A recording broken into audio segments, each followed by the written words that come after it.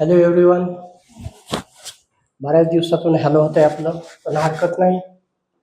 आपण तुमच्या हीट वगैरे चॅप्टर मधल्या सो कॉल्ड अवघड वाटणारे असे बरेचसे टॉपिक ऑलरेडी टाकलेले आहेत, ते बघून घ्यायला पाहिजे. ऑगस्ट आलाय, ऑगस्ट आला म्हटलं की दिवाळी आली म्हणून समजायचं आणि आपल्या अॅन्युअलच्या तयारीला आपण लागलं पाहिजे आता.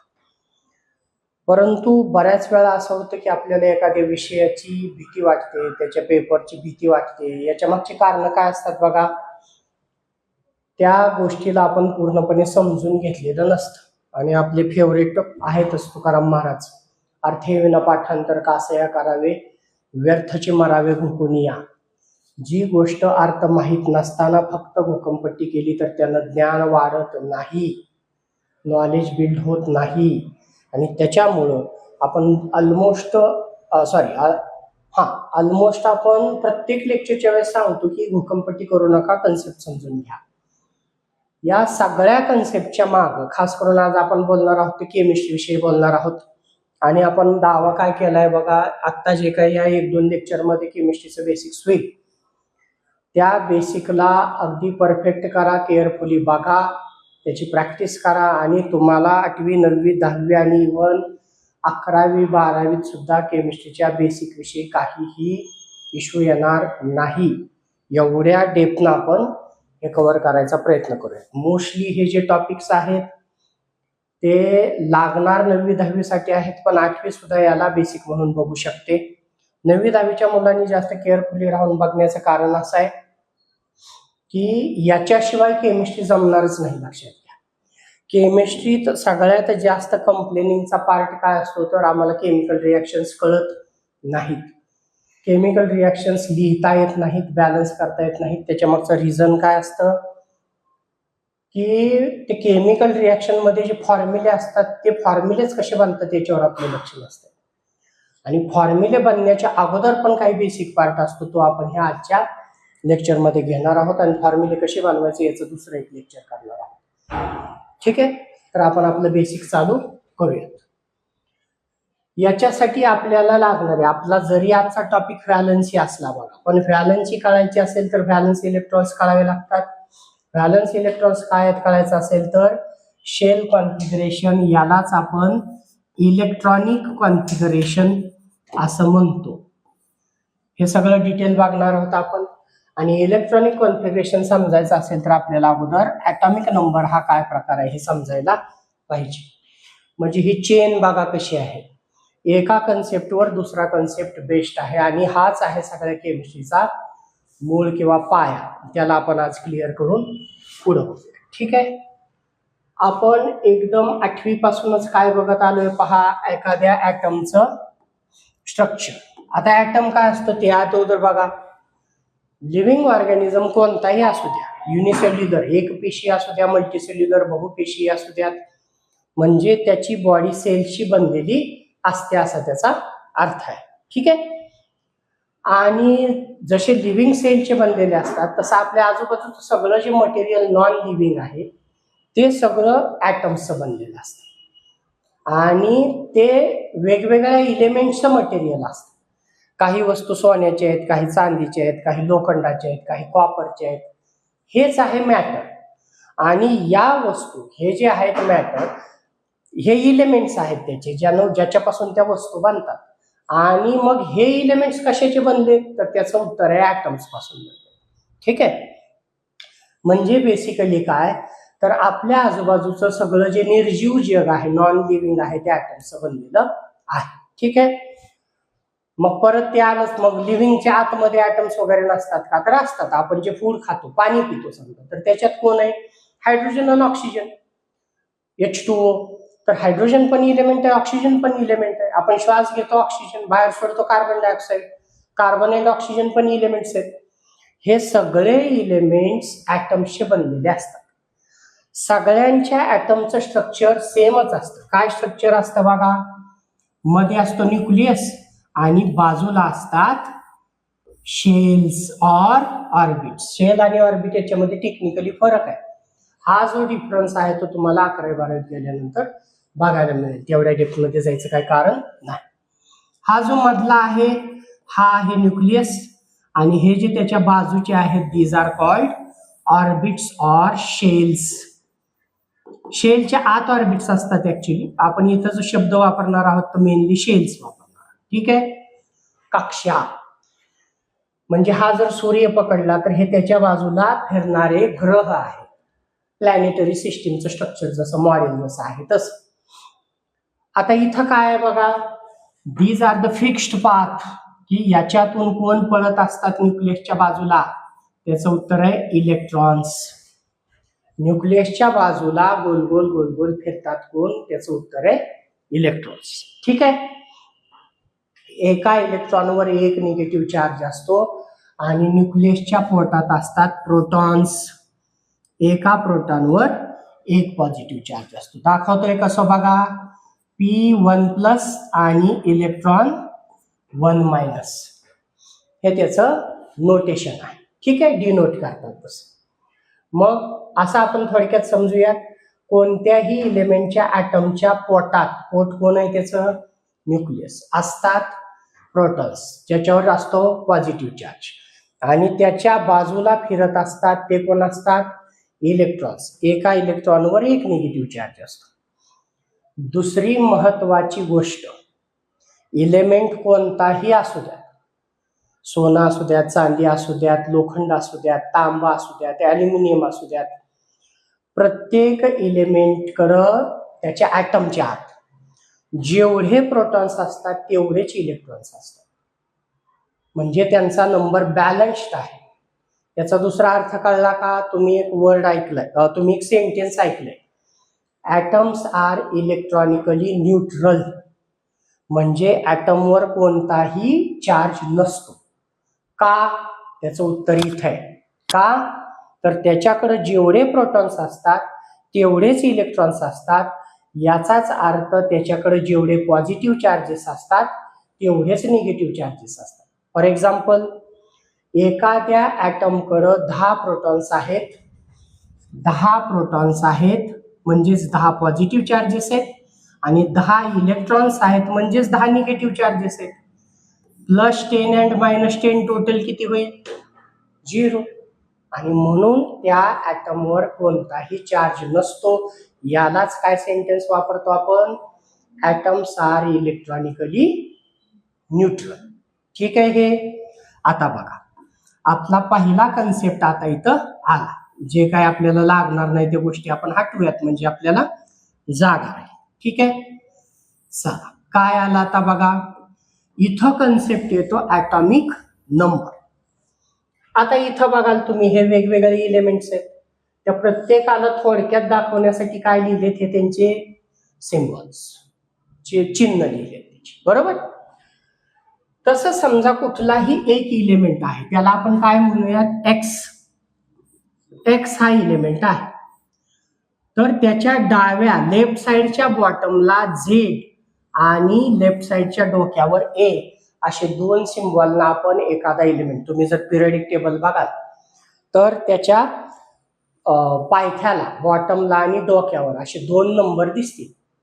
हा जो खालचा झेड असतो, this is called atomic number, आणि हा जो डोक्यावरचा नंबर असतो, this is called atomic mass or atomic mass number, और त्यालाच आपण ॲटॉमिक वेट असा पण शब्द वापरतो.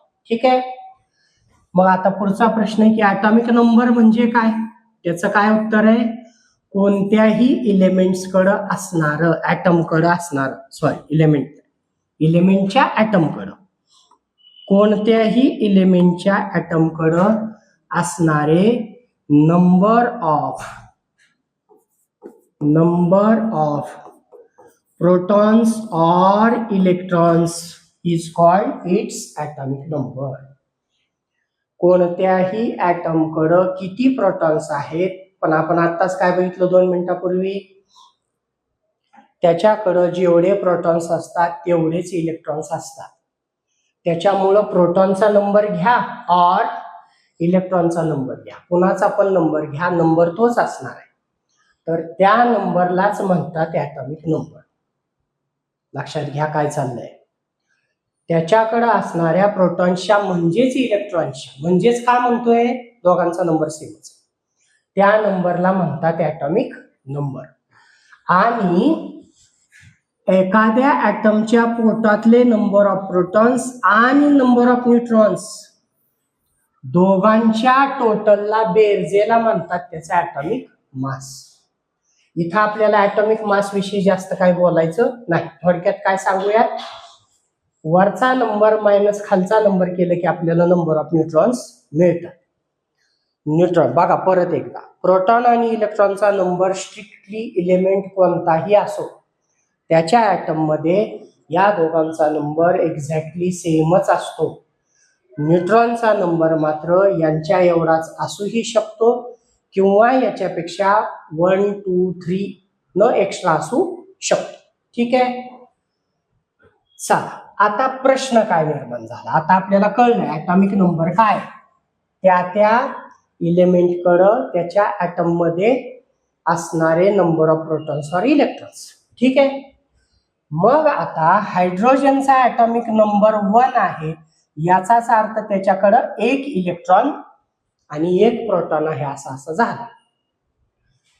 हेलियमचा नंबर ऍटॉमिक नंबर 2 आहे, याचाच अर्थ त्याच्याकडं 2 प्रोटॉन्स आणि 2 इलेक्ट्रॉन्स आहेत, एक प्रोटॉन आणि एक इलेक्ट्रॉन हायड्रोजन. आता तुम्हाला अर्थ कळला. मग atomic number indicates the number of protons और इलेक्ट्रॉन्स. नायट्रोजन कडे त्याचा नंबर 7 आहे, याचा अर्थ याच्याकडे 7 प्रोटॉन्स आहे 7 इलेक्ट्रॉन्स आहे. क्लिअर झाला आता हे. आता प्रश्न काय आहे बघा आपला, आपण एक एक एक एक या कॉलमवरूनच बेसिक क्लिअर करणार आहोत. पहिल्यांदा आपण पहिल्या कॉलमचं टायटल क्लिअर केलं की ऍटॉमिक नंबर म्हणजे काय. आता बघा प्रश्न काय आहे पुढचा,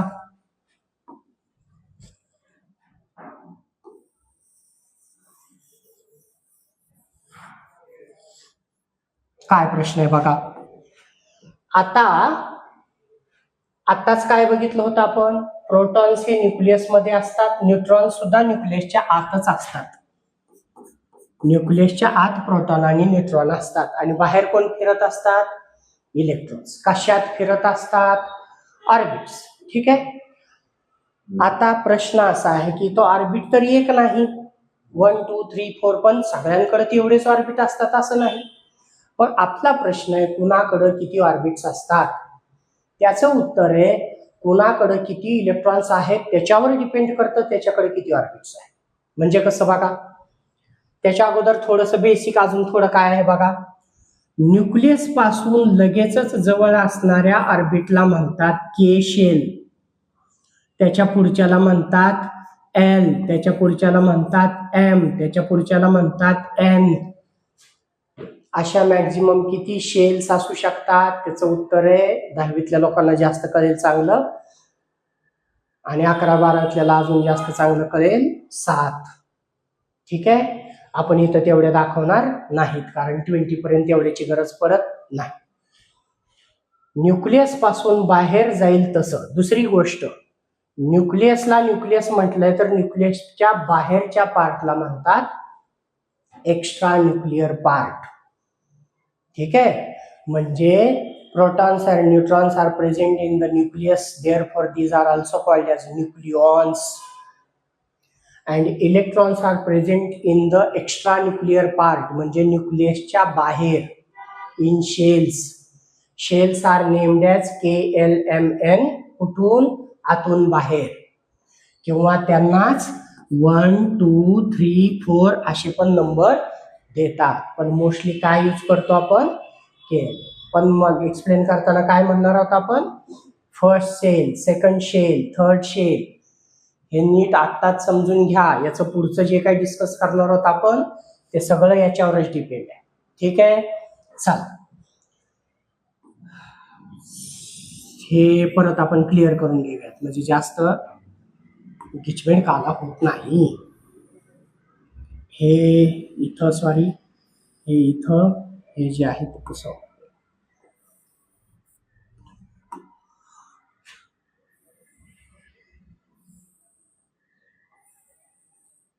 चला आता काय झालं बघा. आता कुठल्याही ऍटम कडे जे काही नंबर ऑफ इलेक्ट्रॉन्स असतात ते तो कुठं ठेवतो, इलेक्ट्रॉनची जागा कळली आपल्याला, इन शेल्स. पण ठेवायचे कसे, प्रत्येक शेलची इलेक्ट्रॉन सामावून घेण्याची, ऍडजस्ट करण्याची, अकोमोडेट करण्याची कॅपॅसिटी एकसारखी नाही. त्याचा फॉर्म्युला तुम्ही बघितलाय, 2n², where n is a number of shell. तुम्हाला जर काढायचं असेल एक नंबरच्या शेलमध्ये किती इलेक्ट्रॉन्स बसतात, तर इथं n ची व्हॅल्यू 1 ठेवा. बघा, 2 इंटू फर्स्ट शेल म्हणून n ची व्हॅल्यू 1 आणि त्याचा स्क्वेअर, 2 इंटू 1 स्क्वेअर किती झालं, 1 इज इक्वल टू किती झालं, 2. याचा अर्थ फर्स्ट शेलची कॅपॅसिटी आहे 2 इलेक्ट्रॉन्स स्वतःत बसवून घेण्याची. सेकंड शेल मध्ये किती इलेक्ट्रॉन्स बसतात काढायचं असेल तर n ची व्हॅल्यू 2 ठेवा. 2 into 2 square is equal to 2 into 2 square किती, 4 इज इक्वल टू किती आलं, 8. याचा अर्थ सेकंड नंबरच्या सेलची कॅपॅसिटी आहे 8 इलेक्ट्रॉन्स.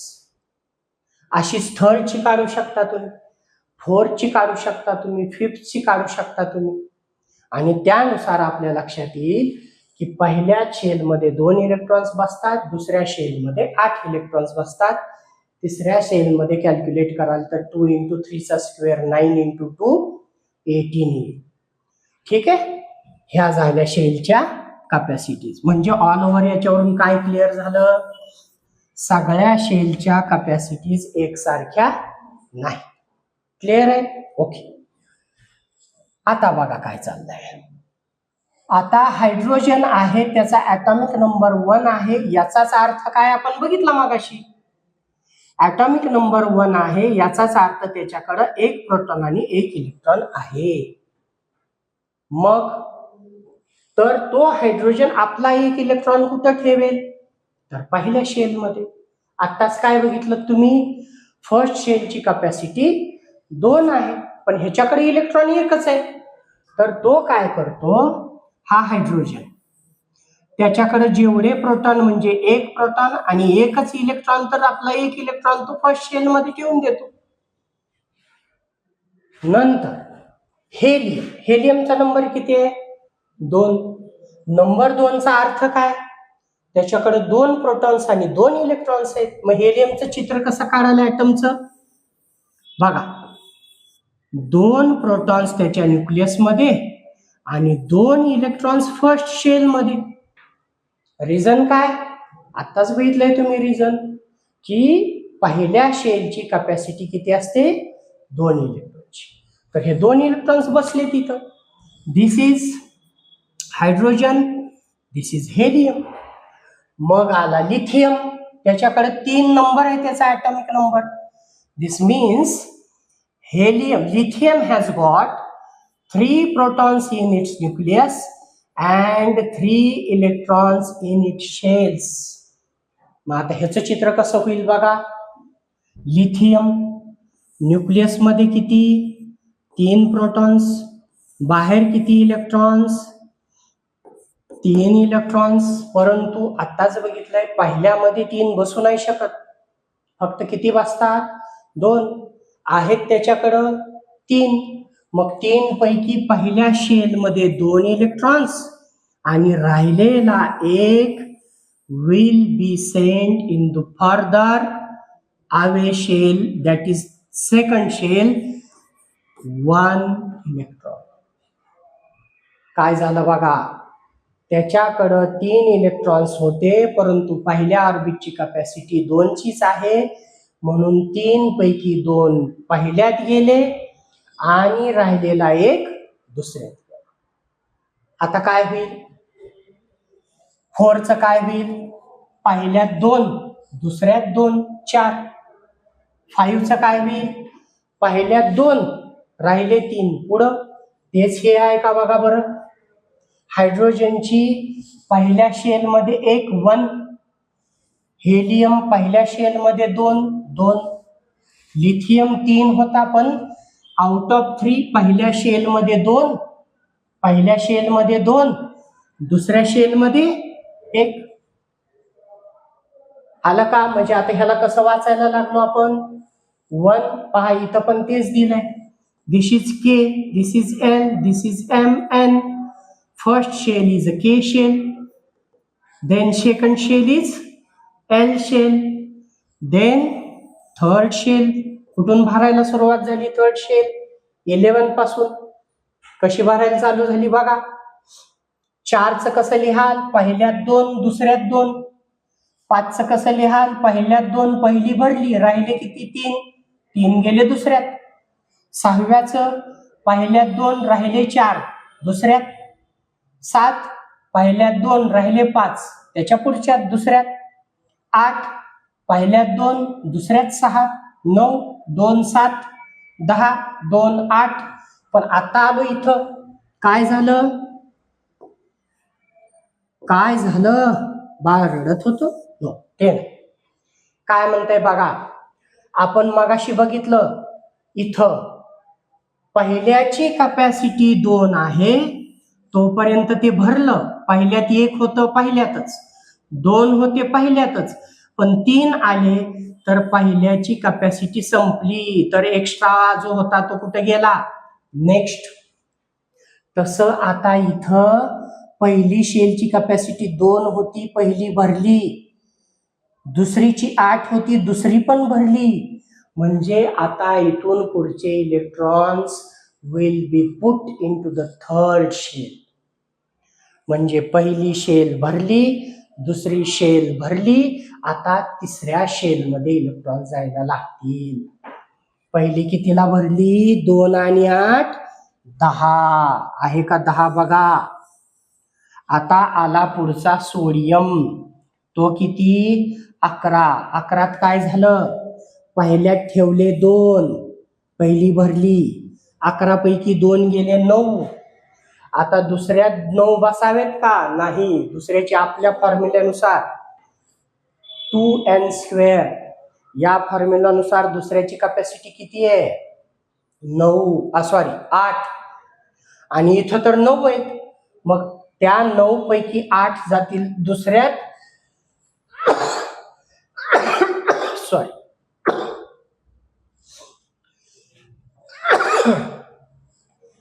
त्या 9 पैकी 8 जातील दुसऱ्यात आणि राहिलेला 1 जाईल तिसऱ्यात.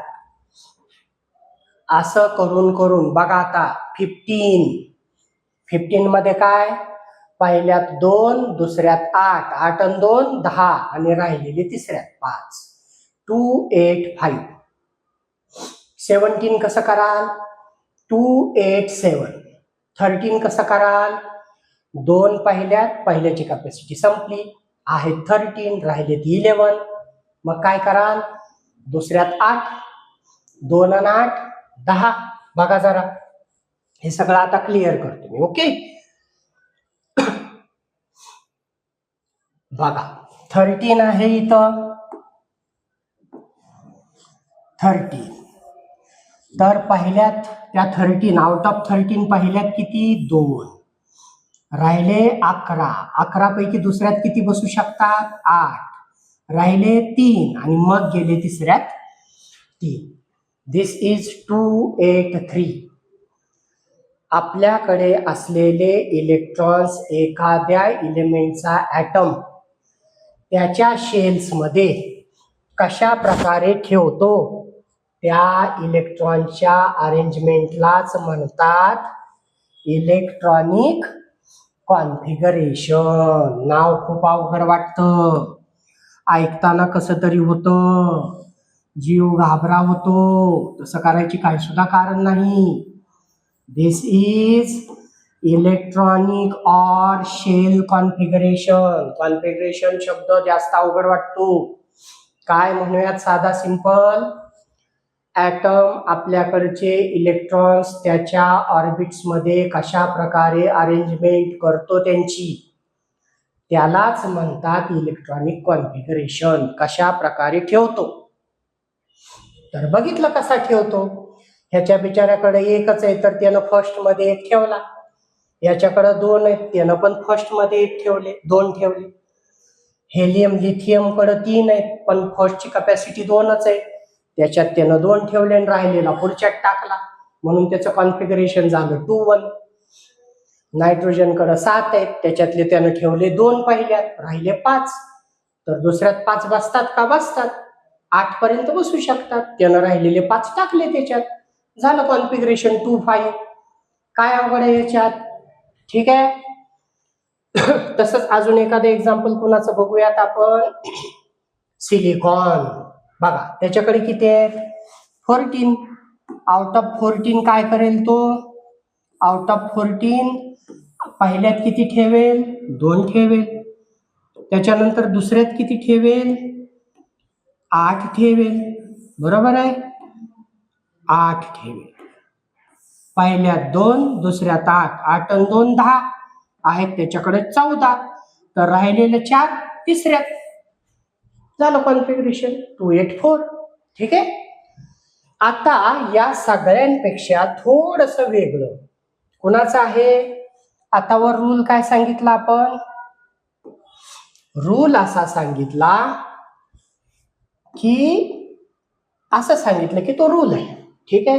रूल असा सांगितला की तिसऱ्याची कॅपॅसिटी बघा, फर्स्टची कॅपॅसिटी 2 आहे, सेकंडची 8 आहे, थर्डची 18 आहे. ठीक आहे. ओके. आता आर्गॉन त्याच्याकडे किती आहेत? त्याचा नंबर 18 आहे, म्हणजे त्याच्याकडे 18 इलेक्ट्रॉन्स आहेत. आउट ऑफ 18 फर्स्ट मध्ये 2 ठेवले, मग सेकंड मध्ये 1 ठेवले, 8 आणि 2 10 झाले, आणि तिसऱ्यामध्ये 8 ठेवले. का तर तिसऱ्याची कॅपॅसिटी 18 आहे, म्हणजे तो ठेवू शकतो, बसू शकतात. ठेवलं त्याने 2 8 8, त्याच्याकडचे इलेक्ट्रॉन संपले. मग आला पोटॅशियम. कोण आला बाळांनो? पोटॅशियम. पोटॅशियमचं सिम्बॉल पी नाही, फॉस्फरसचं सिम्बॉल पी आहे. गोंधळ करायचा नाही. केलियम लॅटिन भाषेतले शब्द आहेत हे. लॅटिन भाषेत पोटॅशियमला केलियम म्हणतात आणि त्याचा के सिम्बॉल मध्ये वापरलाय. ठीक आहे का? जसं की सोन्याला ऑरम म्हणतात, म्हणून त्याचं सिम्बॉल एयू. गोल्ड आहे म्हणून जीओ नाही. तसं हे आहे. पोटॅशियमला केलियम म्हणतात, तर त्याचं त्या लॅटिन भाषेतल्या नावावरनं सिम्बॉल के घेतलं. ठीक आहे. असू द्या, काही करतात लोक. आपण काय, आपल्याला काम आहे जे आहे अभ्यासाला ते बघावं लागेल आपल्याला. हे पण आहे बघा, तुम्ही काही नाही केलं तर लोकांनी जे केलंय तसं तुम्हाला करावं लागेल. म्हणून अगोदर तुम्ही काहीतरी करा. आपणच हा शोध लावला असता, सगळा अभ्यास केला असता, तर ही नावं आपण जशी दिली असती तशी जगानं अभ्यास केली असती. ब्रिटिशांनी आपल्यावर राज्य का केलं त्याचं उत्तर आहे हे. कारण मॉडर्न मधलं बऱ्याचशा गोष्टी तुमच्या आधी त्यांनी केल्या, म्हणून त्यांना तुम्हाला फॉलो करावं लागतं. ठीक आहे, तो वेगळा मुद्दा आहे, बघूयात आपण त्याला. आता ते कधीतरी कधी येते काय माहित, पण येईल कधीतरी. ठीक आहे. तर बघा 19. आता नीट बघा total. Out of 19 first shell मध्ये 2, दुसऱ्यामध्ये 8, 2 आणि 8 10. तर मग तिसऱ्यात 9 ठेवायला पाहिजे होती की. का तर तिसऱ्याची कॅपॅसिटी किती आहे? 18. मग 2 8 आणि तिसऱ्यात 9 असं का नाही ठेवलं? याच उत्तर आहे आताच नाही सांगू शकत, कारण याच्या मग काही रूल्स आहेत. ते रूल्स तुम्हाला 11वी 12वीत गेले की अफबो प्रिन्सिपल काय असतं, हंस रूल काय असतो, अशा गोष्टींचा जरा अभ्यास केला की ह्याचं उत्तर सापडेल. त्याच्यामुळे इथं गोंधळून जाऊ नका. तुमच्या लेवलला हा क्वेश्चन डोक्यात असतो म्हणून मी इथे याला क्लिअर केलं थोडंसं. ठीक आहे. याचं प्रॉपर उत्तर त्या नियमानुसार आहे, पण तेवढ्या डेप्थ मध्ये जायचं आपल्याला काही कारण नाही. कारण आपल्या आजच्या लेक्चरचं नावच आहे केमिस्ट्रीचं बेसिक. केमिस्ट्रीचं लय डीप नाही, ते डीप बेसिक केलं तर डीप समजेल, ऑटोमॅटिकली समजेल, त्याची काळजी करू. चला आणि मग झालं इथं पण ह्यानं 2 ठेवायला पाहिजे होते, 2 8 ठेवले, मग राहिले होते 10, तर तिसऱ्यात 10 ठेवावेत असं आपल्याला वाटत होतं, पण त्यानं नाही ठेवलं. आता त्याला काय करू शकतो, त्याची मर्जी, ते जे इलेक्ट्रॉन्स आहेत ते. असं नसतंय सायन्स मध्ये. त्याचे उत्तर 11 12 आहेत, सांगितलं आपण त्याला. ओके, चला. म्हणून नीट लक्षात घ्या, 19चं कॉन्फिगरेशन 2899 नाही, काय आहे 2881. 20चं कॉन्फिगरेशन 2882 आहे, 2810 नाही. ठीक आहे, हे झालं. ह्यालाच म्हणतात इलेक्ट्रॉनिक कॉन्फिगरेशन. काय अवघड असते ते, काय सुद्धा अवघड नसते. चला, आपण काय काय क्लिअर केलं बघा. ऍटॉमिक नंबर काय असतो, मग हे नाव आणि सिम्बॉल पाठ करा म्हणून सांगितलंच आहे मी तुम्हाला. मग कॉन्फिगरेशन काय असतं बघितलं आपण. आता पुढचा मुद्दा आहे जो गोंधळ करतो व्हॅलन्स इलेक्ट्रॉन्स आणि व्हॅलन्सी या दोन मुद्द्यांमध्ये. ओके, काय असतं बघा जरा. काय असतं, काय असतं काहीतरी बघूयात काय असतं. ओके, इथं व्हॅलन्स इलेक्ट्रॉन्स बघण्याच्या अगोदर एक दुसरा शब्द बघायला पाहिजे, व्हॅलन्स शेल. व्हॅलन्स शेलचा अर्थ असतो सगळ्यात बाहेरची shell, the outermost shell. मग इनर कोण आहे, के, न्यूक्लियसच्या जवळची, म्हणजे न्यूक्लियस पासून बाहेर जात जात जात जात जात जास्त लांब इकडे बाहेर जात जात जी सगळ्यात शेवट सगळ्यात बाहेरच्या बाजूला असते तिला म्हणतात व्हॅलन्स शेल, आणि तिच्यातल्या इलेक्ट्रॉन्सना म्हणतात व्हॅलन्स इलेक्ट्रॉन्स. लक्षात घ्या. मग चला, हे तर अजून सोपं झालं. मग कसं सोपं झालं, कसं झालं सांगतो एका मिनिटात. बघा बरं, हायड्रोजन कडं एकच शेल आहे, के. याचा अर्थ तीच त्याची आउटर मोस्ट आणि तीच त्याची इनर मोस्ट. ओके, तर याच्या आउटर मोस्ट मध्ये किती इलेक्ट्रॉन्स आहेत, एक. याला पण एकच शेल आहे, तीच आउटर मोस्ट आणि तीच इनर मोस्ट, त्याच्यात किती आहेत, 2. याला 2 शेल्स आहेत, एक आहे के आणि दुसरी आहे एल. तर L is the outermost, outermost मध्ये किती आहेत, 1. म्हणून आउटर मोस्ट मधले electrons, outermost shell is a valence shell, आणि व्हॅलन्स शेल मधले इलेक्ट्रॉन्स आर व्हॅलन्स इलेक्ट्रॉन्स. कळतंय का बाळांनो काय चाललंय. Outermost shell is valence shell आणि तिच्यात असणारे इलेक्ट्रॉन्स आर व्हॅलन्स. ठीक आहे, याच्याकडे किती सेल्स आहेत, 2 सेल्स आहेत. आउटर मोस्ट कोण आहे, हे. मग ह्याच्यातले इलेक्ट्रॉन्स व्हॅलन्स. आता कुठलेही घ्या, याच्याकडे किती शेल्स आहेत, 2 and 8 म्हणजे 2 शेल्स. याच्यात बाहेरची कोण आहे, ही. मग त्याच्यातले इलेक्ट्रॉन्स व्हॅलन्स इलेक्ट्रॉन्स. याच्याकडे किती शेल्स आहेत, 3. त्याच्यातली सगळ्यात बाहेरची कोण आहे, ही. तर ही दिस इज व्हॅलन्स इलेक्ट्रॉन. याच्याकडे किती आहे, 3. सगळ्यात बाहेरचं कोण आहे, हे. तर दिस इज व्हॅलन्स इलेक्ट्रॉन्स.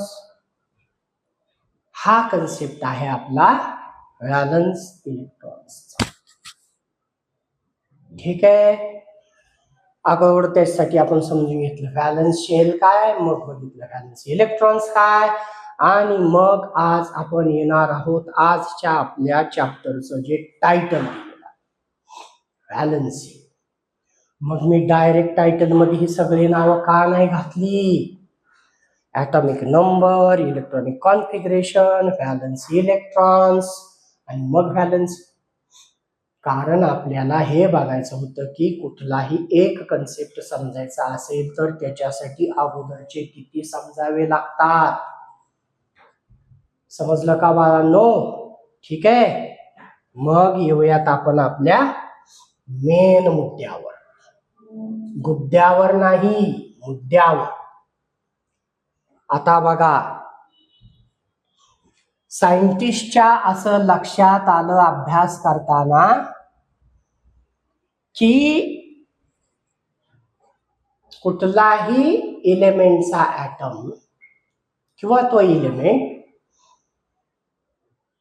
त्यावेळेस जास्त स्टेबल असतो ज्या वेळेस त्याच्या आउटर मोस्ट ऑर्बिट म्हणजेच व्हॅलन्स शेल. व्हॅलन्स शेल मध्ये एकतर 2 इलेक्ट्रॉन्स असतात किंवा 8 इलेक्ट्रॉन्स असतात. आउटर मोस्ट मध्ये किती पाहिजेत म्हणतोय आपण? एकतर 2 किंवा 8. एखाद्याच्या आउटर मोस्ट मध्ये 2 इलेक्ट्रॉन्स असतील तर त्याचं डुप्लेट कंप्लीट आहे असं म्हणतात. डुप्लिकेटचा अर्थ काय असतो? ह्याच्यासारखं असते. म्हणजे किती झाले? हे आणि ते 2, तर डुप्लेटचा अर्थ असतो 2. ठीक आहे. तुम्ही कधी प्रिंटरला वगैरे बघा ऑप्शन विचारतं प्रिंट करताना काय काढू? डुप्लेक्स काढू का? डुप्लेक्स म्हणजे पाठपोट. पाठपोट म्हणजेच 2. तसं इथं डुप्लेट म्हणजे 2. ज्या एलिमेंटच्या ॲटमच्या आउटर मोस्ट ऑर्बिटमध्ये 2 इलेक्ट्रॉन्स आहेत तो स्टेबल असतो आणि ज्याच्या आउटर मोस्ट मध्ये 8 इलेक्ट्रॉन्स असतात तो पण स्टेबल असतो. 8 असले की त्याला काय कंप्लीट आहे म्हणायचं? ऑक्टेट. Octa means 8. ऑक्टोपस 8 पाय असणारा. ठीक आहे. ऑक्टॅजेनेरियन 80 वर्ष वयाची पूर्ण केलेला. तसा ऑक्टा मीन्स 8. तर आता बघा त्यात काय आहे मग? कार्बन पासून जे वरचे असतात ते डुप्लेट कंप्लीट करायला धडपडतात. काय कंप्लीट करायचं असतं त्यांना? डुप्लेट. आणि तिथून पुढचे सगळे मात्र ऑक्टेट कंप्लीट करण्यासाठी धडपडतात. आता त्यात नीट बघा काय चाललंय. उघडा डोळे बघा नीट. काय बघा? डुप्लेट केल्यामुळं होणार काय? इथं हेलियम ऑलरेडी त्याच्याकडे 2 आहेत. तर हेलियमला आपण म्हणतो इनर्ट गॅस. परत थोडं हे जास्त कळेल 10वी वाल्यांना. इनर्टचा अर्थ असतो जो रिॲक्शन करत नाही. आता तो रिॲक्शन का करत नाही? अनरिॲक्शन काय असते? पण रिॲक्शन काय असते कळायच्या आधी आपण हे समजून घेऊ, मग रिॲक्शन काय असते कळू. लगेच जास्त मोठे मोठे घास घ्यायचे नाहीत. अगोदर बेसिक हे गोष्ट आधी नीट समजून घ्या. काही जण स्टेबल होण्यासाठी आपल्या आउटर मोस्ट मध्ये 2 इलेक्ट्रॉन्स मिळवायचा प्रयत्न करतात. नसतील तर जसं की हायड्रोजनकडे 1च आहे तर तो 1 मिळवायला धडपड. हेलियमकडे असतानाच 2 आहे तो काय नाही करणार, निवांत बसेल. का तर माझ्याकडे आहेत 2. लिथियमकडे काय झालंय बघा, 3 नंबर आहे त्याचा 2 1. आत 2 आहेत पण बाहेर म्हणजे पण आतल्या जर संबंध नाही तर कुठं म्हटलंय आपण 2 पाहिजेत आउटर मोस्ट. तर तो 1 साठी धडपड. लिथियम झाल्यानंतर तर कोण आहे? बेरिलियम. त्याच्याकडे आहेत 2 पण तरी सुद्धा तो काय करतो? 2 ची देवाणघेवाण करतो. ठीक आहे. आणि हा आहे 3. बघा ह्यानं 3 कोणाला तरी दिले तर त्याच्याकडे 2 होतील. ह्यानं 2 देऊन टाकले तर 2 होतील. ठीक आहे. ह्याच्या मागे बरेच बाकीचे नियम आहेत. आणि सगळी महत्वाची गोष्ट नीट लक्षात घ्या, हेच नियम नेहमी फॉलो केले जात नाहीत. याला बरेच अपवाद आहेत. हे अतिशय तुमच्या 8वी 9वी 10वी म्हणजे खूपच किरकोळ लेवलचं बेसिक आहे. या सगळ्या नियमांना बरेच अपवाद आहेत निसर्गामध्ये आणि रिॲक्शन्स होताना सुद्धा. ठीक आहे. तर असं नका धरून चालू की नेहमी असंच असतं. असं नसतं नेहमीच. ठीक. चला फक्त एवढंच लक्षात ठेवा, कार्बनच्या वरचे डुप्लेट कंप्लीट करतात. कार्बन पासून कार्बन सहित तिथून खालचे हे ऑक्टेट कंप्लीट करण्याच्या विचारात असतात किंवा नेहमी तसा प्रयत्न करतात. ठीक. चला मग आपण आता बघूयात. ठीक आहे. काय बघूयात? महत्वाचा पोर्शन बघूयात. हा हायड्रोजनकडे 1च आहे तर हा काय करतो? 1 इलेक्ट्रॉनचा जुगाड करतो की जेणेकरून माझं डुप्लेट पाहावं. 1 मिळवायचा प्रयत्न करेल. ठीक. हा काहीच नाही करणार. ह्याच्याकडे ऑलरेडी डुप्लेट आहे तर हा काही नाही, देणार नाही, घेणार नाही, काय नाही, 0. हा मात्र 1 देईल हा एक घेईल, नेहमी तसंच करत नाही, परत सांगतो. हा 2 देईल तर त्याच्याकडे 2 होईल. यानं 1 दिला तर त्याच्याकडे 2 होईल, म्हणजे त्याचं काय कम्प्लीट होईल? डुप्लेट कम्प्लीट होईल. हा पण काय करतो? 3 देतो आणि त्याच्याकडे 2 राहतात मग. आणि आता 4 वाल्याला थोडं बाजूला ठेवूया. आता 5 वाला बघा. आता हे सगळा कोणाचा प्रकार होता? डुप्लेट. त्यांनी असं केल्यानंतर बघा, हायड्रोजननं 1 घेतला तर त्याचा स्वतःचा आधीचा 1 आणि घेतलेला 2 झाले. ह्याच्याकडे ऑलरेडी 2 आहेत, हा काही करत नाही, 0. ह्याच्याकडे 1 होता, त्यानं देऊन टाकला म्हणून राहिले 2. ह्याच्याकडे 2 होते, 2 दिले, राहिले 2. याच्याकडे 3 होते, 3 दिले, राहिले 2. म्हणजे तसं केल्यामुळं त्या प्रत्येकाचं काय कम्प्लीट झालंय? डुप्लेट. ओके. आता इथून पुढचे करणार आहेत ऑक्टेट. मग बघा, हे बाजूला ठेवा म्हटले. आता 5 आहे, हा काय म्हणतो? मला किती पाहिजेत? 8. माझ्याकडे आहेत किती? 5. याचा अर्थ जेवढे लागणार आहेत त्याच्यापेक्षा ऑलरेडी माझ्याकडे जास्त आहे. मग मी काय कोणाला वरच्यांसारखे देणार नाही. मी काय करेल? 3 गोळा करेल. याचा अर्थ हा 3 ॲरोच्या डिरेक्शनकडे लक्ष द्या. 3 घेईल, इकडं ॲरो म्हणजे देईल, इकडे ॲरो म्हणजे घेईल. 6 आहेत, 8 करायचे, किती घेईल? बोलत राहा. हा 2 घेईल. ह्याच्याकडे 7 आहेत, ह्याला ऑक्टेट करायचं आहे, काय करल? हा 1 घेईल. याच्याकडे आधीच ऑक्टेट आहे, म्हणजे हा काहीच नाही करणार. म्हणजे ना दिलं ना घेतलं, म्हणजे किती? 0.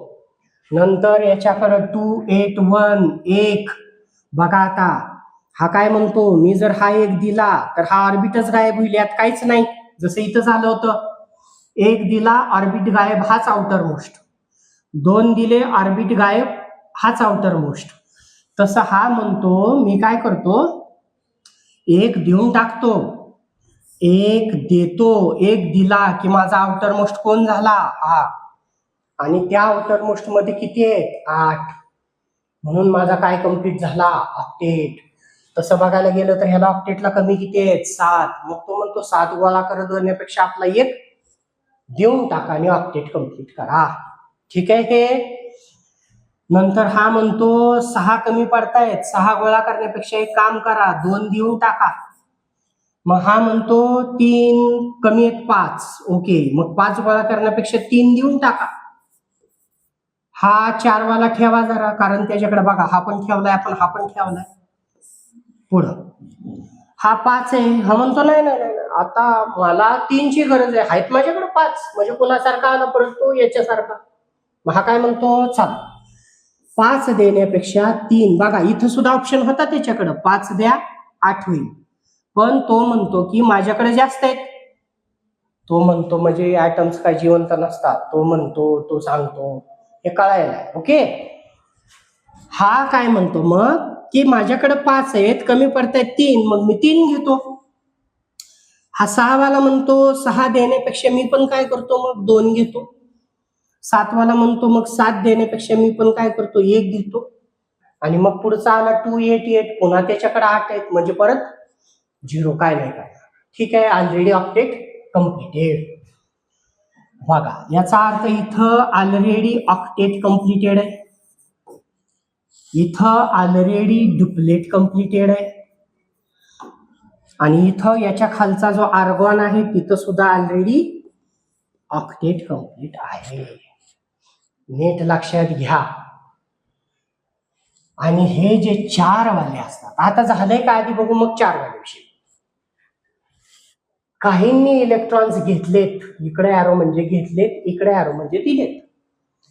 काहींनी डुप्लेट किंवा ऑक्टेट कम्प्लीट करण्यासाठी इलेक्ट्रॉन्स दिले, तर काहींनी घेतलेत. लक्षात घ्या काय डिस्कस करतोय आपण.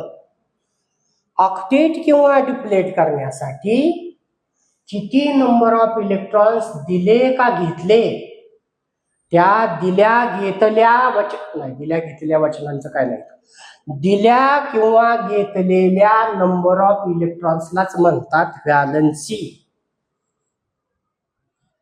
कळलं का काही?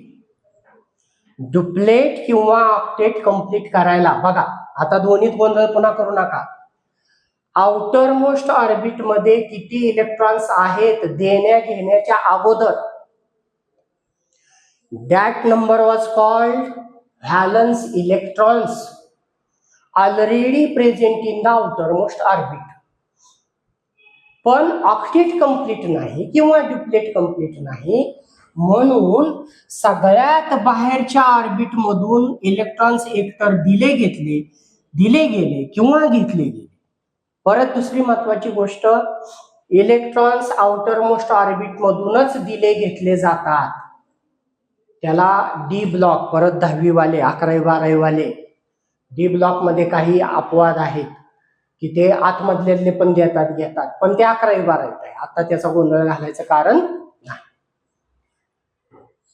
ऑक्टेट किंवा डुप्लेट कंप्लीट करण्यासाठी सगळ्यात बाहेरच्या म्हणजेच व्हॅलन्स ऑर्बिट मधले इलेक्ट्रॉन्स काहींनी दिले तर काहींनी घेतले, त्या दिल्या घेतल्या नंबरलाच व्हॅलन्सी म्हणतात. म्हणजे काय, मॅग्नेशियम कडं जे काय होतं ऑक्टेट कंप्लीट करायला त्यानं 2 दिले तर मॅग्नेशियमची व्हॅलन्सी झाली 2. बघा, त्याचे व्हॅलन्स इलेक्ट्रॉन पण 2, त्यानं दिले पण 2, म्हणून व्हॅलन्स इलेक्ट्रॉन पण 2 आणि व्हॅलन्सी पण 2. याच्याकडे होते 3 म्हणजे व्हॅलन्स इलेक्ट्रॉन 3, ऑक्टेट कंप्लीट करायला त्यानं दिले 3 म्हणून याची व्हॅलन्सी 3, म्हणजेच व्हॅलन्स इलेक्ट्रॉन आणि व्हॅलन्सी दोन्ही 3च. पण इथं तसं नाही, याचे व्हॅलन्स इलेक्ट्रॉन्स 5 आहेत पण ऑक्टेट कंप्लीट करायला 3 घेतले, म्हणजे याचे व्हॅलन्स इलेक्ट्रॉन 5 पण व्हॅलन्सी 3. याचे व्हॅलन्स इलेक्ट्रॉन 6 पण ऑक्टेट कंप्लीट करायला घेतले 2 म्हणून याची व्हॅलन्सी 2. म्हणजे कुणाकुणाचे नंबर ऑफ व्हॅलन्स इलेक्ट्रॉन्स आणि व्हॅलन्सी सेम आहेत आणि काही जणांची वेगळे आहेत. आता कुणाची सेम आहेत आणि कुणाचे वेगळे आहेत बघा बरं, जरा नीट लक्ष देऊ. 5 पेक्षा कमी, 4 पेक्षा कमी, 4 पेक्षा कमी वाले देताना देतात लॉस ऑफ इलेक्ट्रॉन्स, आणि 4 पेक्षा जास्त वाले मात्र घेताना दिसतात गेन ऑफ इलेक्ट्रॉन्स. लक्षात घ्या काय चाललंय लक्षात घ्या. 4 पेक्षा कमी वाल्यांनी दिलंय, 4 पेक्षा जास्त वाल्यांनी घेतलंय. मग 4 वाले काय करतायत, 4 वाले म्हणतात आमच्याकडं जेवढं आहे तेवढंच आम्हाला कमी पडतंय. माझ्याकडं 4 आहेत आणि कमी पण 4 पडतायत, मी कुणाला देणार नाही. आणि दुसरे म्हणतात मग आम्ही पण तुला देणार, मी शेंगा खाल्ल्या नाहीत, मी टरफलं उचलणार नाही. ठीक आहे का, मी कुणाला देणार नाही का तर माझ्याकडे जेवढे आहेत 4, मला गरज पण 4चीच आहे. 5 वाला काय म्हणला, माझ्याकडं जास्त आहेत आणि लागणार थोडेच आहेत 3 वाला काय म्हटला, अरे माझ्याकडे 3 आहेत आणि लागणार 5 आहेत, मग 5 गोळा करेपर्यंत मी कमी असलेले देऊन टाकतो. 5 वाला म्हणला नाही मी गोळा करतो. 4 वाल्याची पंचायत झाली. तो म्हणतो माझ्याकडे आहे पण तेवढं, लागणार पण तेवढंच आहे, मग आता काय करावं. मग तो म्हणतो मी कुणाबरोबर तरी शेअर करीन, शेअरिंग इज केअरिंग. 4 वाले काय करतात, 4 वाले शेअर करतात, स्वतःचे 4 आणि दुसऱ्याचे 4. पेरणीचे दिवस आले, पाऊस पडला, माझ्याकडे एकच बैल आहे, शेजाऱ्याकडे पण एकच बैल आहे. ह्यो म्हणतो मी नसतो माझा तुला दे, तू म्हणतो तू नसतो दे, आपण दोघं मिळून, तुझा आणि माझा मिळून दोघांची पेरणी करू. That is carbon, that is sharing. आणि ह्याचा काय परिणाम होतो ते आपण पुढच्या लेक्चरमध्ये बघूया. हे नीट कळलंय का बघा, ह्याला म्हणतात व्हॅलन्सी. हे बेसिक्स क्लिअर करून घ्या, आपलं चॅलेंजच आहे. केमिस्ट्री कुठंही आणलं तरी, नाव बदलून काय हे नाही, कुठेही आणलं तरी मला कमेंट्स मध्ये विचार, ठीक आहे. म्हणजे मी असं नाही म्हणणार की केमिस्ट्री कुठेही आणलं तरी नाव बदलून ठेवू, ठीक आहे. क्लिअर आहे हे? या पद्धतीनं जर तुम्ही स्टेप बाय स्टेप पूर्ण अभ्यास कराल, पूर्ण अभ्यास, तर तुमची नॉलेज बिल्डिंग होईल. अर्धवटनं नॉलेज बिल्डिंग होत नसते. याला असं मुळापासूनच उकरायला पाहिजे. ठीक आहे? असे आपण बेसिकचे जिथं जिथं गरज आहे असे स्टेप बाय स्टेपचे लेक्चर्स बनवत राहू आणि तुमचा अभ्यास जास्तीत जास्त सोपा कसा होईल ते आपण बघत राहू. ठीक आहे? आजच्या लेक्चरमध्ये आपण इथंच थांबूयात. जास्त मोठं लेक्चर झालं की तुम्हाला पण जास्त उत्साह येतो आणि त्याच्यामुळे तुम्ही जास्त बघता. असं होत नाही, त्यामुळे आपण थांबूया. ओके.